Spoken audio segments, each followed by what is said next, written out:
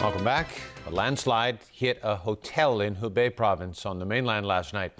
At least 2 people are dead and 10 others are missing. Tragedy struck the Mirage Hotel in Nanjiang County. Authorities say 15 people were trapped when 3,000 cubic meters of debris slid down a slope behind the hotel. Rescuers pulled 5 people from the debris. 2 of them died in hospital. The rescue operation was disrupted this morning when emergency crews were told to leave the site because of signs of another landslide nearby. The search for survivors continues in Italy, where a hotel was buried in an avalanche of snow. 4 people were pulled alive from the wreckage overnight, bringing the number of survivors to 9. After hours of digging, the 2 men and 2 women were extracted from the shattered ruins of Hotel Rigopiano. The bodies of 3 others were also recovered, raising the death toll to at least 5. About 15 people still remain unaccounted for. Staying in Italy, at least 16 people were killed and about 25 injured after a bus carrying Hungarian students burst into flames on a highway. Authorities say the bus slammed into a highway barrier near Verona overnight and caught fire. It was carrying mostly teenage students, teachers, and parents. They were heading home from a trip to France. No word yet on what caused that fatal crash. Drug kingpin Joaquin El Chapo Guzman has appeared in a U.S. court after his extradition from Mexico, and he pleaded not guilty to charges that he ran the world's largest drug trafficking organization during a decades-long criminal career. The 59-year-old, who was one of the world's most wanted drug lords, was accompanied by 2 court-appointed lawyers. Guzman was captured a year ago after he had fled a high-security penitentiary in central Mexico through a mile-long tunnel, his second dramatic prison escape. The indictment against Guzman, with 17 criminal counts, carries a mandatory minimum sentence of life in prison. U.S. prosecutors have more than 40 witnesses ready to testify. Gambia's defeated leader insists he will cede power. The announcement from Yahya Jammeh came hours after last-ditch talks with regional leaders. It included a threat that a regional military force would forcibly remove him. He has ruled the tiny West African nation for 22 years. Jammeh had refused to accept his election defeat last month to President Adama Barrow, sparking a political crisis. In a televised address, Jammeh promised that all issues the country currently faces will be resolved peacefully. He did not give details, however. Human rights activists insist Jammeh be held accountable for alleged human rights abuses and that he not be able to keep illegally amassed funds. I am confident that Turkish lawmakers approved a reform package aimed at giving more powers to President Recep Tayyip Erdogan. But the people of Turkey will still have the final say.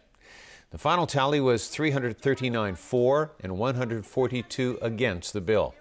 In addition to changing the system of government, the bill will allow the president to keep ties with his party and restructure the nation's highest judicial body. The vote concluded 2 weeks of heated debates that led to lawmakers throwing punches. It now heads to a referendum likely to be held in April. And back locally, some in the construction industry have stepped up criticism of delays by lawmakers in approving project funding. Rachel Lung has more. The Legislative Council has been blamed once again for failing to approve funding requests in a timely fashion. The city's leader has accused lawmakers of blocking infrastructure projects. Leung Chun-ying said work at the Public Works Subcommittee has been paralyzed for months. The subcommittee has not approved any funding requests since June last year. One example, a public housing project along Cheongga Road and Area 9 in Taipo, which aims to provide 7,000 flats. The subcommittee formally began discussing it last month, but little headway was made after 3 meetings. In the 2013-2014 fiscal year, LegCo approved $37 billion in funding for government engineering projects. That's down sharply from $151 billion the year before.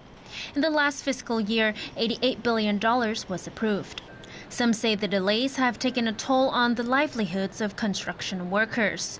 Those in the trade say they need around $70 billion worth of public works projects to maintain their cash flow. And the sector's biggest concern, rising unemployment. In the past few years, there has been filibustering, and then the funding approval from the Financial Committee since 2013 has been very low. The impact is basically having a stop-and-go impact on contracts, and to a certain extent, a lot of the works are coming to a completion this year, but then we will expect the reductions in work volume is going to impact on the future of the construction industry. Chow Lun-Kyu, chairman of the Hong Kong Construction Industry Employees General Union, has urged lawmakers to stop filibustering, saying the prospects of their workers are at stake. Rachel Lang, TVB News. 20 people, most of them children, were injured in a traffic accident in Yuen Long today. The crash happened on Yuen Long Highway at around 3:30 p.m. It involved 2 private cars and a van with 15 children on board. The injuries were mainly minor, and they were treated at Pak Oi Hospital. All right, Chris, what do you have for us in sports today? Down under, it's tennis time, first major of the year, and we continue to look at the Australian Open, where Serena Williams remains on track to win a record 23rd Grand Slam title. 6-time Aussie Open winner beat